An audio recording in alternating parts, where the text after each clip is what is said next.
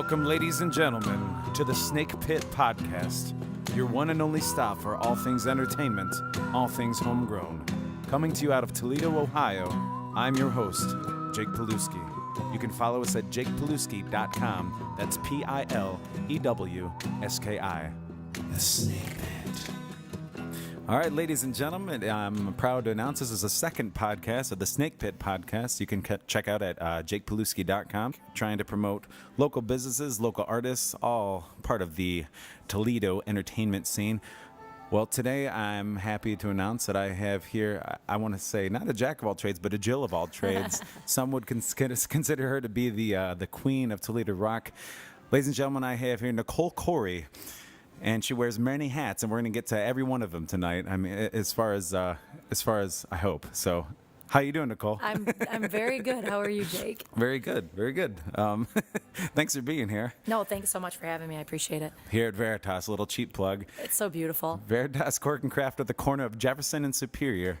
And it's happy hour until 7. Happy hour till 7. So, come check it out. But hey, let's get into what we like to call the first five, because you play music. You, like I said, you wear so many hats. We have Project I Am that you've launched, and it's been so successful. Probably one of the biggest things that's happened in the city as far as charity, and it's nice because we know where the money's going. We can see that on a local level, which is so cool. And you have Acoustics for Autism, which we'll get into that. So since you are still a musician, you're a regular performer with Arctic Clam. Here we go with the first five. The first five. All right, so we'll delve into the person of Nicole Khoury to kind of bring us in. So first and foremost, if you could tell me your first CD, your album, your cassette, your first record, the full LP that you first got your hands on and your ears on, more importantly. You're gonna laugh when you hear this, but I specifically remember going to Peaches. You were probably too young for that, and I had my own money saved up, and I went and I bought the Like a Virgin album, the Madonna Like a Virgin album. I worshipped Madonna. I still love Madonna. She's not my style at all when it comes to what I like to perform. We do some Madonna songs. We try to rock them up a bit, you know. But yeah, that album was I was so excited to go buy that with my own money. I was like 7, I think. Well, she made her mark. I mean, you can't argue that. Absolutely. She works tirelessly. I mean, she's over 60 now. Yeah. You know, she's still out pounding and touring. Her body is ridiculous. You got to give her credit for something. She might not be the world's, everybody's favorite vocalist or whatever else, but she is one of the greatest performers I've ever seen. And, her music's gotten, definitely transgressed as the years have gone on. But yep, Like a Virgin album. I think I still have it. I think it's at my parents' house, actually. Did you keep a hold of her career then as she progressed on? I did. After about I actually went and saw the music tour. That was the only time I ever saw her live, other than all of the HBO specials. The Blonde Ambition tour was my favorite. I was a dancer growing up, not that kind of dancer, real dancer. And, that was like the years when I was, in my teenage years, and all the dances were to Vogue and Express Yourself and all that. We'd steal every move that she did on stage and stuff like that. But it kind of lost track after, I think, probably Ray of Light or the music CD. Yeah? Yeah. So right after when I fell in love with her then, which was right around A League of Their Own. Right. Right. Exactly. I think I was graduating high school-ish about that time, so... Yeah. I mean, I can't blame you. I think we all have at least 1 or 2 Madonna songs we can get into. Absolutely. How can you not? Almost everybody does, whether they admit it or not. Yeah, absolutely. Let's go back. Well, then going along with that, what was your first concert? This is really funny. This one's really funny. And I can't remember. They were both in the same year, and I can't remember which one came first. I'm pretty positive it was the Jets. Do you remember the Jets, the Spanish family band? That was my first concert. I was young. I was really young, 7 or 8. Again, my Aunt Rita and her friend Wendy took me. The other concert, again, I can't remember which was first. It was one of the two, was the Dirty Dancing concert tour. Oh. So it was Bill Medley and Eric Carmen and gosh, who the heck else? Well, it was the whole soundtrack, but it was that kind of stuff. It was 1986, 1987, I think. Well, they had a lot of 50s and 60s. Yeah. Did they get some of those acts involved yeah, in they it? did. They the did. Ronettes and all that? Not No. them, but it was, people that I wouldn't have necessarily known. And then, of course, they did the dances, and they, did it just like the movie. But I remember Bill Medley and Eric Carmen specifically were part of that tour. Well, Patrick Swayze sang on that. Did he come on? He was not. Oh my God, I was so in love with Patrick Swayze. I was so in love with Patrick Swayze. I had a big poster of him on my not a Roadhouse poster Right. either, like a flat out Dirty Dancing poster. Him and Kevin Bacon from Footloose. Those were my guys. Well, so when was that exactly? I think it was 80. I think Dirty Dancing came out in like 86 or 87, and they did that tour right after there. Right So yeah, so I was like 9 or 10 when that happened. I do have to ask, did they do the lift? Oh, of course okay. they did. All right, the I'm lift. just making and sure. I think they jumped off the stage and came down the aisles. It was at the Masonic. Both of those concerts were at the Masonic, and I think they jumped off and did that. Got the crowd involved. It was fun. Well, then, going along with that, what would be, if you could pick anyone to do a dream collaboration or duet with, whether it's singing or performing or just have a guitar player come on stage with you, who would be your? Alive or dead or both? Let's go both. Okay, alive without a doubt, 100%. It's two people, but anybody from Led Zeppelin that's still alive. Nice. And Heart. I worship Ann Wilson's voice is probably, in my opinion, the greatest female rock voice in history. She hits notes that I don't understand how she hits them with that full voice. I'm like, how, and I can sing, but man, her songs, I try to hit. There's some songs you're like, you just don't realize how high it is until you start to sing it. How does she do that with that full voice? She's got just one of the most powerful voices I've ever heard in my life. And the fact that, have you ever heard Heart's cover of Stairway to Heaven at the Kennedy Center Honors? Yes. So you mash those two together. But my absolute favorite thing in the world to sing, and the thing that I think I'm best at singing, is Led Zeppelin.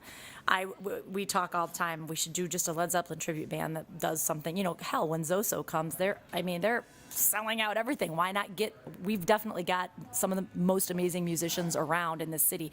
We Right. could throw something together with a bunch of different people and do something like that. We were just listening the other day, and every band can play C, G, and D, and a lot of them sound the same when they do. Led Zeppelin can play C, G, and D, and it does not one song, not one beat, not one chord progression or change or anything sounds anything like the other. And they have how many albums? 10, 12, something like that. How do you have a band? How do you have a band that has never made a song sound like another song? I don't understand it. They are my mecca for sure. I would do anything to be able to see them in any capacity, live. Obviously, that'd be great. I think the whole world would love to see that reunion with Jason Bonham playing, but we'll see. I doubt it'll happen, but that would be those two artists would be my dream. Dead, without a doubt, my absolute favorite person in the entire world is Jimi Hendrix. Nice. It's not cliche. I think there's something about the way that he plays the guitar that goes straight into like my soul every time I hear him. It's not the flashy stuff. It's the slow stuff. It's the way he plays something like Red House. You hear that and you're like, wow, there's something about the tone that he has that is nothing that I've ever heard by anybody before. And it makes me so sad that he died when he did. My sister and I always talk about it. We're like, people always say if they could change one thing in life, that's what they'd change. She's like, I would roll him over on his side so that he didn't, Right? Die in his sleep. I'm like, I know, it sucks. Because he was one of the few that wasn't necessarily intentional. It wasn't. I mean, it was literally an accidental tragedy, and that's. There's a bootleg acoustic version of Angel that he does. That he taped on his own little tape recorder playing it, and every time I hear that version of that song, I to this day get teary-eyed because it's something just so sweet. He had that sweet voice, and then he's just playing on an acoustic guitar playing that song, and it's there's something about him that was so innocent yet so tortured, and he's just the greatest of all times in my opinion. He always will be. There's a lot of them. That but 27 Club in general, it's horrible. And I mean, he had you want to talk influences, he had a great background too, because he was Absolutely. learning street blues and Absolutely. figuring out what can I do with it. And sometimes, I hear people talk like, hey, I need to go out buy this new amp or this new guitar because it's going to make me sound better. Guys like that bought the cheapest thing you could find because they didn't have the money. And strung they it just upside made down. It, exactly. Right. Innovation. I mean, Tom Morello was the same way with Right. Rage. I mean, they Yep. bought garage sale, essentially, Right. guitars and just made them work. Right. So it's start with the heart and the brain. I say and, all the time, could you imagine if he had the technology? He didn't need the technology. No. I think he makes sounds out of his guitar that people still can't make with all the technology that we have. It's Yeah. just he was genius. He was one of our of its kind. I don't think anybody will ever top him in anything that he ever did. So I think most would just agree. my humble opinion, but Those are fantastic I love influences. them. I mean, anybody that's ever seen Arctic Clam and Nicole tear it up on stage, you could definitely hear where those Right. influences come into play because you do. You're a firecracker when you get on stage, and that's awesome. Well, I even mean, with a shattered ankle, I tried. Right. But even when you're not on stage, obviously you tough through it too, Right. because you have a lot on your plate I too. do. So we'll get into that. Yeah, for sure. But it's easy to get sidetracked when you wear so many hats as you do. So, but here's a fun one. Okay. So your most embarrassing or per se humbling moment, or you could do both if you want, on stage or off stage as at a gig, but. God, there's probably been a million embarrassed. I don't embarrass super easy. And I mean, I've done a lot of, we've all been drunk and we've all Right. probably shown parts of our body that got exposed that shouldn't have been. I will say my most humbling, and by humbling, I mean it more in a flattered type of a way than I do than a like, oh my gosh, I was so embarrassed by it. Last year, I think you know because you just met him the other day. I've known the band Skid Row for a very long time. They are my brothers. They are my family. I am their attorney. I could call any one of them up right now, and they would take the call. It is not this groupie girl. I never had any interest in Skid Row before. I actually met them by working security at the Kiss concert in 2000, and they opened up for them, and I was placed outside their dressing room. And I remember thinking when they're going to be a bunch of long-haired, creepy guys hitting on me and doing all this stuff, right? And then this guy was running back, short hair, running back and forth the whole time and being so nice. And I had law school exams, my first year law school exams the next day. And I'm studying, and he's like, give me that book. Next thing I know, two of the other members of the band, they're all standing out there quizzing me on my first contracts exam. Had no idea they were in the band. I'm thinking they're roadies, right? Band members don't look like that. 2 seconds later, give me a second. They come out, leather pants, and I'm like, holy crap, I've been talking to this band the whole time. Then they got on stage. I'm like, oh, I know that song. Oh, I know that song. Oh, I know that song. That was 16 years ago. Wow. And we, to this day, anytime they're around, we go around, we do whatever. Well, anyway, I've brought them to town a couple times. I wholeheartedly stand behind them, and they're really amazing musicians, and they're really amazing songwriters, even though you wouldn't, they get lumped in with the Poisons and the Warrants. They're not. If you actually listen, I'm going to give you the Slave to the Grind album, and I want you to listen to it because your opinion of them would mean a lot to me. But I love it, yeah. Here's my humbling experience. So last year when we brought them to Bar 145 for Project I Am, actually, and a couple people who are here right now could tell you the same thing. At one point, we were playing inside after they were done. We were inside, and I said, hey, anybody want to play AC/DC with me? And Scotty Hill, the guitar player, Rachel Bolan, the bass player, and Rob Hammersmith, the drummer, was like, we'll play Highway to Hell with you. And we got up, and we rocked it, and we got done with our set, and I walked off, and Scott and my Aunt Rita and my sister and everybody said the same thing. They said, we have never heard you be more quiet after performing than at that moment. And it was one of those moments where for the first time in my life, I felt like, here are these people that I have admired so much, and now they're up there and they're playing with me, and they were so complimentary of me. And I've seen them be fake complimentary to people before. It didn't feel that way. They were complimentary of the band. They were complimentary of the event, and they had so much fun playing with me. And it was that full circle moment where all these years you're always trying to, I don't want to say impress them, but they're rock stars. No matter what, they're still rock stars. Right. And you don't want to be the groupie. You want to be the cool girl, which I was fortunate enough to be. The fact that all of a sudden they saw me as a musician instead of the lawyer or whatever, that was probably the most humbling musical moment I've ever had in my life. It was really cool. To this day, it really makes me happy to think about it. So that was cool. And they're usually pretty grumpy when they fly from show to show. So the fact that they stayed up all night and watched the band and then played with me, that meant the whole world to me. So that's really awesome. Well, thank you for sharing. Yeah. That's awesome. That was just last year, right? Last September, yeah. Yeah. Okay. I know that was a heck of a turnout too. It was I saw awesome. all the pictures, and you guys flooded the parking lot, and it was just like, where is this at? Yeah. It's right on Monroe Street Right. over there. Yeah, it was cool. It was unexpected that it was going to do as well as it did, but it did. So. Well, a lot of that testament is to you too. So that's again, we'll get into that. And, we'll get past. Okay, we have one more question of the first five that we can get into more of. Opening up a little more. Well, here's a fun one to end the first five with. What pushes your buttons as a musician, or as a person being a musician? And in your case, you're in the public in so many different ways. So I'm sure. I know I've read things on Facebook before, like when it comes time for stories. court stories or acoustic for autism, and it's frustrating for all of us when you lay out everything on a flyer and you lay out everything like it's $5 cover, like, you know, at this bar this time, like donations or this or that, and then this they is say, what's "What happening." time? And then you get everybody asking you, "Oh, how do I know this? How do I know that?" Whether it's a musician that's playing or somebody that's trying to come to it, that's got to be frustrating because you're doing all this work and now Right. you're just throwing that all out Right. there just so you don't have to do that, and you still do it. Right. Yeah, no, I mean, definitely with the events. With the events, that's the number one pet peeve, Yeah. is just the negativity. It's like, you know what? The people that actually go out of their way to post things negative, I don't understand that concept. You don't have to call them, you don't have to like us, but no matter what, it's a charity. I mean, you're tearing down a charity. Right. You know, frustrating, yes. Commenting on the poster, where can I buy tickets? I'm like, well, you just commented on the thing that tells you where to buy tickets, but I'll go ahead and tell you. As a musician, you know, we all play. Some people, God bless you for having Jeff Stewart on. You know, Jeff Stewart and Kyle White have been able to play original music and have people actually sing along with them at their gigs and have it be cool.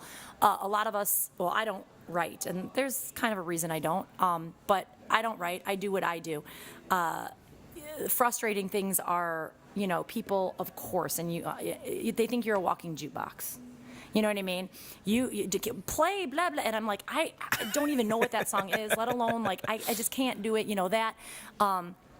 There is a certain part of our job that requires us to deal with really drunk people that are having a great time. And you try to have a good time, but you know, all my front teeth in the front are chipped because of people knocking into the microphones, and you know, it's that kind of stuff that gets frustrating. That you're just like, you know, okay, like let us do our thing, But if you think that you're going to do this job and not have that, then you're just, you know, you certainly shouldn't be doing it, and you're probably not as held and well regarded as you think you are in the city. You know what I'm saying? You got to do it. You just have to. If you're going to do this kind of stuff, there are certain songs you just play. We're lucky enough and fortunate enough that we've been able to be a successful rock band in this town. You know, we've goal in life having people dance to Led Zeppelin and not, you know, songs that people dance to. Yes, you danced a whole lot of Love and Misty Mountain Hop. It makes me so happy. We've accomplished what we've wanted to accomplish when it comes to that. Like I don't. Yeah, I play Don't Stop Believin', but we do it different. We do our take on it. I think we talked about this with Prince. When Prince died, all of a sudden everybody started doing Purple Rain. I'm like, well, we've been doing Little Red Corvette for a couple years, and you know what? We've been playing Erotic City for about 10. I don't know anybody else who covers Erotic City. No. You know what I'm saying? So it's like, there's certain things you have to do, but if you do them your way, and if you make it your own, it's not as, you know. But if somebody throws $20 on the stage and says Brown Eyed Girl, I'm going to play Brown Eyed Girl. Yeah. You know, I'm not going to like it, but I'm going to play it. Well, because imagine, you know, if it's kind of like if you go to a restaurant and Right. somebody's serving you, when you become a server, you have to expect a certain amount of Right. the kind of stuff Right. that, you know, and you're working for tips. Right. Luckily, we're lucky enough as musicians to not necessarily have to work for tips. Right. We do enjoy tips. Right. Because no different if you go to, you know, a Mancy Steakhouse and you ask to make me a pizza, like, they probably can do it. Right. I don't know if they have the ingredients. But if you Right. pay them, Right. like, they're definitely I'm going gonna to. pull it up on my phone and Yeah. I'm going to figure out the song. Because Yeah, we want you to right. stay here and spend your money and enjoy Right. this establishment, Right. just like a musician. Like, you'll pay it, and you'll play it if Right. somebody pays. I mean, absolutely. Right. But it's just, And yeah. I'm not being a jerk if I No. won't. Sometimes it's just you can't pull that off. I mean, I Right. can't pull this off. I can't play Piano Man for you right now. I don't have a keyboard in the band. Or like a B-side to Jackson Brown's, you know, Right. second EP. That Exactly. Exactly. Yeah, you would believe it, but I mean, I don't think the general public would believe how often it is, and it's like, and it's usually the bachelorette parties. That's the biggest pet peeve for me. And let me tell you what it is. It's not the bachelorette parties. It's when they come in and you get her on stage, and then they all leave, and it's like, you know what? I was being nice by getting her on stage. Don't just leave. Like, come on, you know. So that's a big pet peeve too. So. Oh, yeah, you just took a moment, and you just took a moment in what you're doing. Everybody else Right. is enjoying it, and you're like, okay, I'll pay you because you're in here. You're going to spend your money. Right. Obviously, we want every business to thrive. Right. You know, so. Right. But yeah, you play that one song, That's and then right. they're and done. then they're out. They go to the next bar, and you're like, you know what? Okay. So I've learned now. You're gonna wait about 10 songs before Right. you come up. Or just do like sometimes it's coming. It's coming. Just- I promise. I got to do it in a certain order. Right. Exactly. So I do have to ask you. You've been doing this a while, I know, with Arctic Clam. Right. Have you been with Arctic Clam all along? Or did you start off doing like acoustic stuff, or how long has Arctic Yeah. Clam been together? How long you been doing this professionally? I guess that's a two-sided question. I started playing with Borelli when I was like 23. He was the first person that ever I was never the singer, according to everybody. I was a piano player. You and I sat at Jeremy Levy's wedding and played the piano at like 3 in the morning in the middle of the hotel for hours. Do you remember that? Oh yeah, there's like 6 of us, and we're like, how are they not kicking us out of here? I used to be the piano player. My sister has got a ridiculous voice, much different than mine. Sings to this day. When she sings the national anthem, I cry to this day, and I've heard her sing it a million times. And then I was working at Jed's. I was an original, back in the day, late 90s, Jed's in Perrysburg girl, before Jed's turned like real trendy. What's his name? Borelli and Greg Aranda, I think, used to play there together. And somebody sometime forced me up there to go sing, of course, Bobby McGee, and I sang it, and he was like, wow, you know, like you can. And then as it kind of progressed, I kept kind of doing it a little bit more, and then one day somebody wanted me to sing a thing. It was at a yacht club, at Maumee River Yacht Club. And I was like, well, I don't really have a guitar player to do it. So Borelli and I kind of started playing from there, and we played at the Idiot a lot. And then we kind of went our separate ways. And then again, a friend of mine, Greg Dumas, who lives in Chicago now, but he was in bands all through the 80s and 90s. He was like, I'm not a good acoustic guitar player, but that was kind of how we started. But he would never let me. I always wanted to try to play the guitar. My dad, I'm so mad at my dad, and he knows this. My dad is a ridiculously great guitar player. He never taught me anything growing up. And I think all the time, like, if you'd have just taught me then maybe, you know. I'm very happy with what I do now, but I probably could have been very good. Maybe he was looking out for you. Right. No, you just be the piano player. No, but with him, he was never comfortable with it. When he moved, that's when Mick and I got together, and that was 11, 12 years ago. Wow. And we started playing acoustic, and Mick is so good, and he's a teacher. And so he had the confidence in me, like I knew, like everybody does, C, G, D, and E minor. And he's like, well, bring your guitar out, and we'll just kind of go as we go. And me having the piano background I had and not being a dumb girl, I was able to watch him and learn how to play the guitar. And that was literally how I learned. If you asked me where a note was on the guitar right now, I could not tell you where one single note is. I'd have to count. Okay, well, this one's here. But I wouldn't be able to just say, here's the G on the 12th fret, or I wouldn't be able to do it. There's nothing wrong with that. But I can play all the chords. And get paid to do it, too. Right. So then Mick and I, who I have all the respect in the world for, he and I started playing. And then, again, it was one of those things where we had an opportunity to play a gig. And he kind of was playing with another band and grabbed Stevie, our bass player, and then a different drummer. And we threw together this band. And then all of a sudden people liked us. So we kind of kept going with that. And then we went our separate ways with the other drummer. And that's when Scotty came in. And when Scotty came in, everything changed. Our band went from being mediocre at best, you know, a girl singer who's got a good voice, to, oh my God, now we have a drummer that keeps a ridiculously good beat, who's funky. And Mick didn't have to drive the band anymore with the guitar, so he could play the guitar. And if you've ever heard Mick just play the guitar, he's stupid good. And so all of a sudden, and it was at Acoustics for Autism in 2012, was Scott's debut. We met one time. We're like, these are the 12 songs we're going to play. Let's do them. We practiced with him for 5 minutes, and Stevie got that bass player look in his eyes when he's happy, and, you know, he's got this look. And I'm like, okay, this is going to be okay. We're going to figure it out. And we went, and I just remember seeing, like, all the musicians that you care about standing there going, when did you guys get good? Like, when did this happen? It was like, about 4 days ago, you know, Scott joined the band, and everything, you know, changed since then. So it's always been us. It's always been the four of us. That's cool. Well, it hasn't always. We, you know, like I said, we had a different drummer, but in terms of the band, that's the only band I've ever played in. And we'll all, you know, things are going to start slowing down. I might run for judge maybe soon within the next couple of years. I mean, that's the ultimate goal.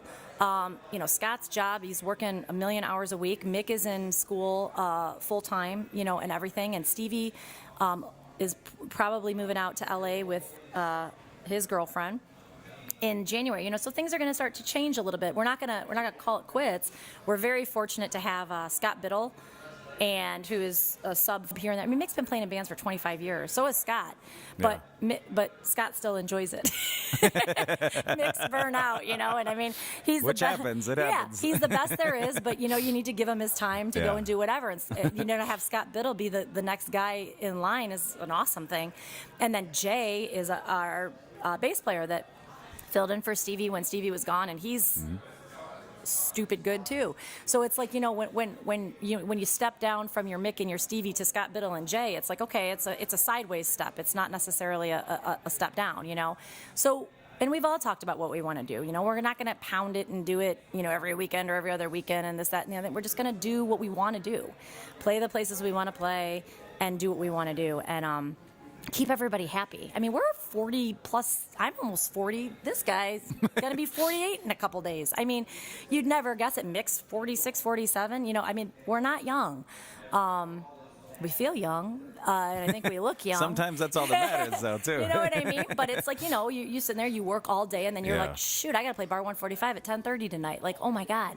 It's just getting harder, and we love what we do, and we love our set list, and we love that we've been able to do what we want to do, but I don't want to burn us out, Well, you want to still enjoy it. Right. I want to enjoy it. And That's you've right. been doing it long enough, as they Right. have, and you have together, and you Right. get to a certain point that you've made an impact, and now you can kind of pick and choose, which is Exactly. it's great, because whether you're drinking anything or not, you, Right. you play till 2 a.m. You're not getting home till 3:30 at best, and it might take 2 days for it to fully recover. There are a lot of nights when I would play, when we used to have to play Thursday nights too, Yeah. that it was like, I was getting home at 2 a.m. I had to be in court at 9 a.m. And you're like, oh my God. And me, I'm kind of the Energizer bunny. But still, you're like, oh my gosh. And a lot, it was the ankle break heard around the world, but a lot changed after that. Like Yeah. I was down. And it's taken a lot to even be able to get the energy up to learn how to walk again, let alone, it really did. I sat there and I was like, I can't do this anymore. I mean, I was loading in drums and loading in speakers and carrying stuff, and now it's like I just can't anymore. I mean, I still try. Going along with Project I Am, if you want to Absolutely. explain Sure. what Project I Am, because that'll lead into Acoustics for Autism, Sure. which leads into the ankle Right. break, which last person who shouldn't have a broken ankle. It's me, right? The girl who doesn't own a pair of flat shoes. So in 2007, a friend of mine's child was diagnosed in the autism spectrum. And, at that time, I didn't really understand. I don't think a lot of people did. I think that's when it kind of started to get prevalent again. When you think of autism, you think of Rain Man. Yeah. That's what it. you think Yeah. of, but it's not. I was really upset because, we'd raise all this money for like walks, and then you'd find, it's a national walk, and it's this and it's that. And it was so weird because Dave Carpenter had come to me before I had any introduction to autism at all and said, we were at Doc Watson's, and he said, hey, don't you think this would be a really cool name for an event, Acoustics for Autism? I'm like, yeah, sure, cool. Let me know if you ever want to do anything about it, right? Well, a couple months later, I was like, you know what? Let's do this. And he thought, we'll just throw some people at the Village Idiot together. And then I took it 27,000 steps further, and you got this and that.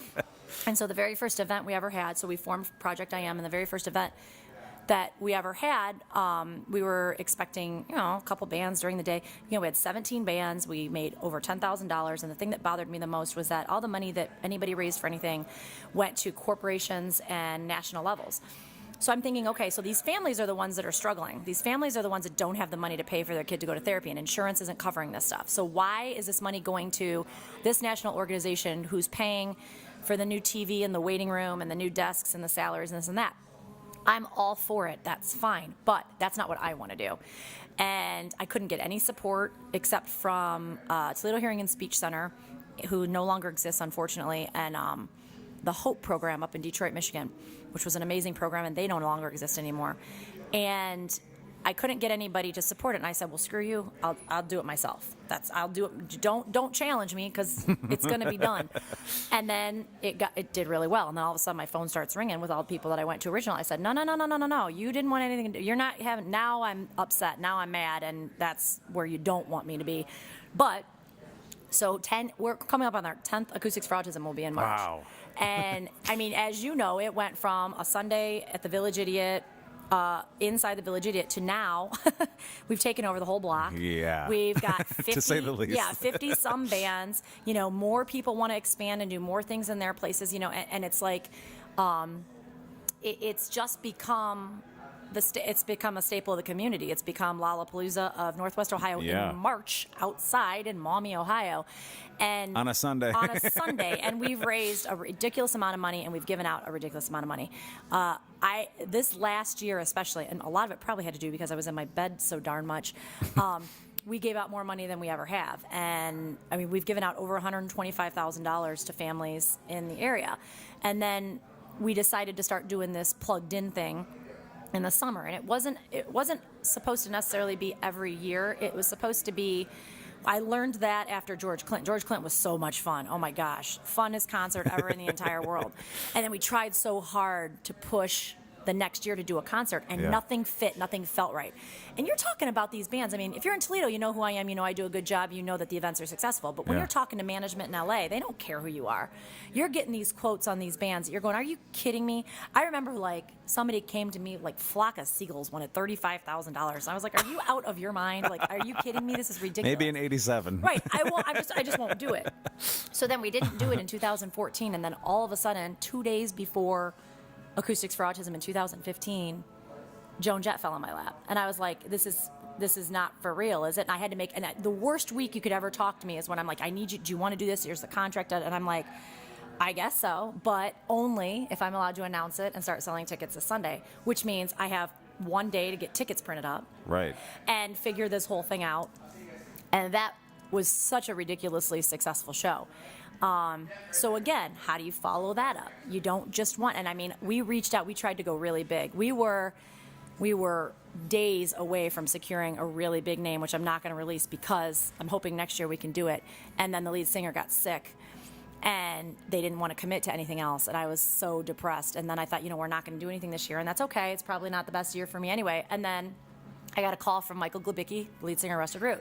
And I literally got a call from Michael, who's another good friend who I met on a whim, And he said, we've got September 18th to fill. Do you want to do a show? And I'm like, Sunday, I don't know. Let me see. What kind of a price can you give me? Blah, blah, blah. And gave me a ridiculously good price. And I was like, it's just on a Sunday. I don't know. Fallen Timbers is so big. Like, I don't want to do something that's going to hold 10,000 people and have, it's probably a 1,500, 2,000, 2,500 person show. Yeah. I don't want to do something that big. So I talked to Hensville, and I offered them the show. I'll give you my price, take it, it's yours. They're like, no, but if you want to do it, we'll cut you a good deal. I'm like, what's a good deal? It was a really, really, really good deal. I was like, oh my God, it's almost worth it just to do it. So we're doing it. And it was one of those. And the nice thing is, this is the first time in my life, I don't have to do anything. Yeah. I don't have to do the volunteer. They take care of everything. So I don't have to work it. You know what I mean?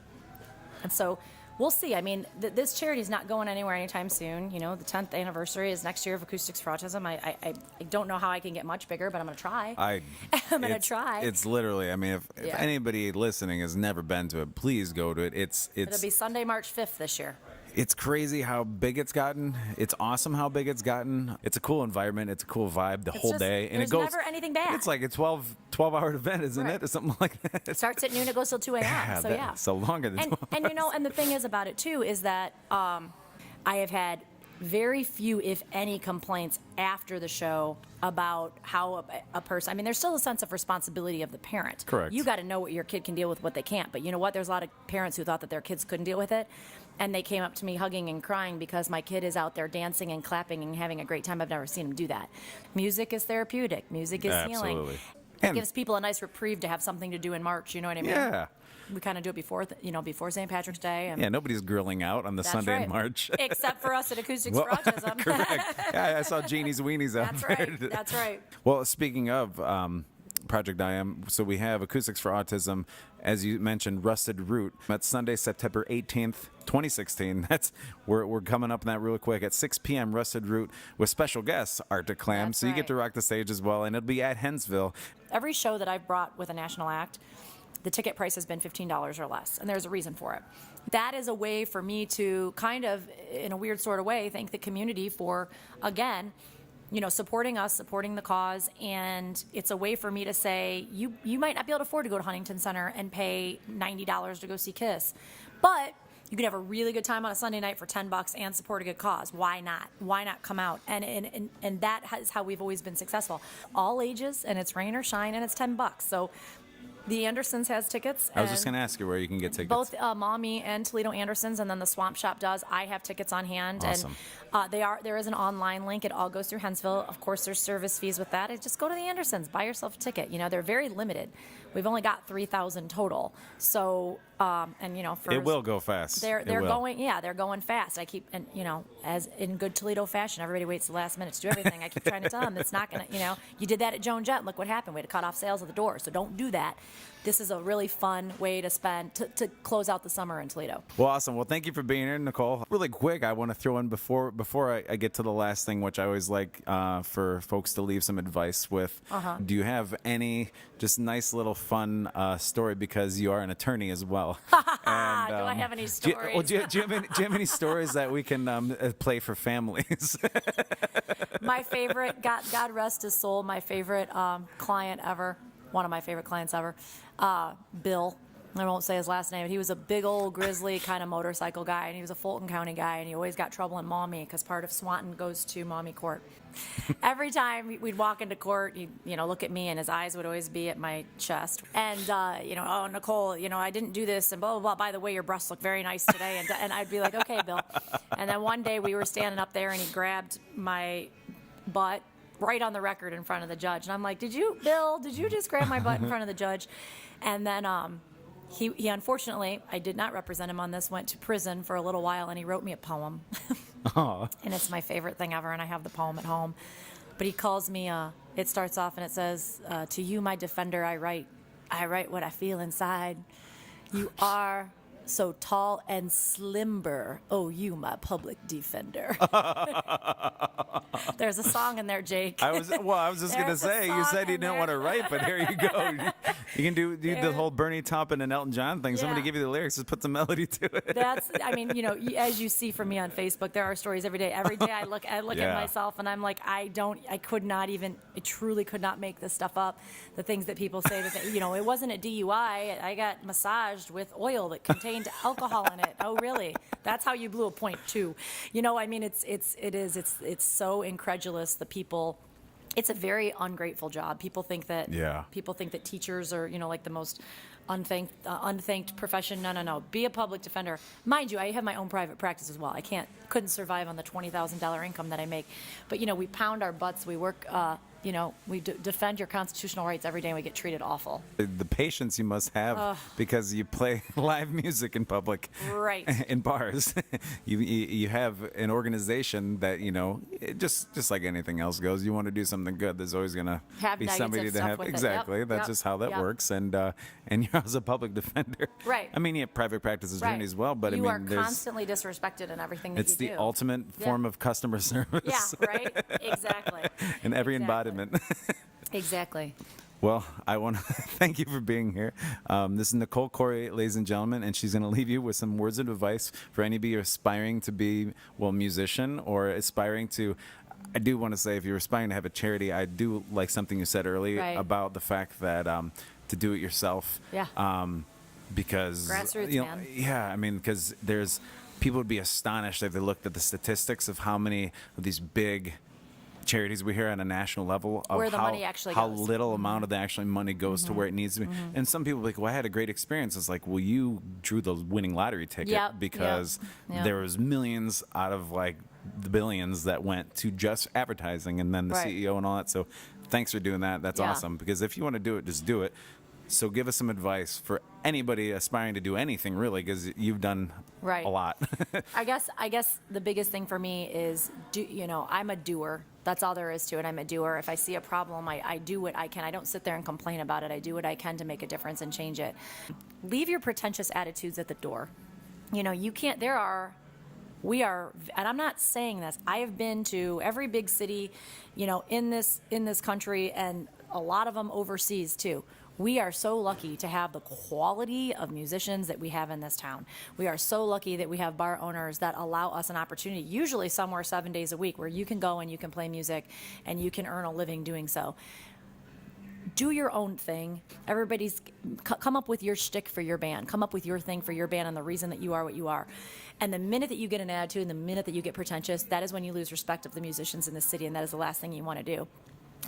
Don't ever send me an email and say that you deserve to play Acoustics for Autism and that it's always the same good old boys club every year. You are damn right. It is the same good old boys club every year. And you know why? Because from day one, when we were nothing, every single one of those first musicians played, and they will always have a spot with me. It is all about loyalty. It is all about your word. It is all about working hard. And anybody who thinks that they want to come in and are owed or entitled or deserve anything, you will never make it in this town, and you shouldn't make it as a musician. I don't care how good you are. You can't be that way and be successful in this town. So you got to have, as you said earlier, you got to have some humility about what you do, and you've got to do your job, and you've got to do it well, because there is there's 100 more people that play just like you do, and if you come in there with the attitude, you're never going to succeed in this town. You just aren't. So that would be my advice. I mean, that just goes with life. In a lot, yeah. You're not owed anything, and that's my biggest pet peeve about the world today. You are owed nothing. Work hard. You have rights. You were given them. Be excited about them and do good with them. Don't act and expect that the world is going to give it to you. And unfortunately, I think we've turned that way a lot, and it saddens me. But I still have some hope and some faith in the people that work hard and do good. So continue to do so. Well, that's and a lot of people might listen to just that and be like, you know what, she's right. 'Cause sometimes it's all it takes is one person Right. saying something. So that's awesome. Thank you. And clearly you lead by example, which Right. is what really counts. Right. And so thank you for being here. Thank you for having me. I'm Nicole very Khoury. honored to be the number 2 person. I Number appreciate 2. it. Nobody better than Jeff Stewart to lead it off. Yeah, he made me an offer I couldn't refuse. So, that's good. But no, thank you, Nicole Khoury, Acoustics for Autism, Project I Am, Arctic Clam. Public defender, don't get in trouble, and you don't have to call her for that. But I'd rather you call her for a gig, or for tickets. Right. Just except for the one on September 18th with Rusted Root. If you have any questions, call Hensville There instead. you go. So, Nicole Khoury, thank you for being here. Thank Snake you. Pit Podcast here, at the corner of Jefferson and Superior. This is Veritas Cork and Craft. You can come in rotating crafts all the time. Thank you so much for being here, and well, I'll probably see you sooner than later. I hope so. I hope so. Thank you. You can follow us at jakepilewski.com. That's Pilewski. The Snake Pit.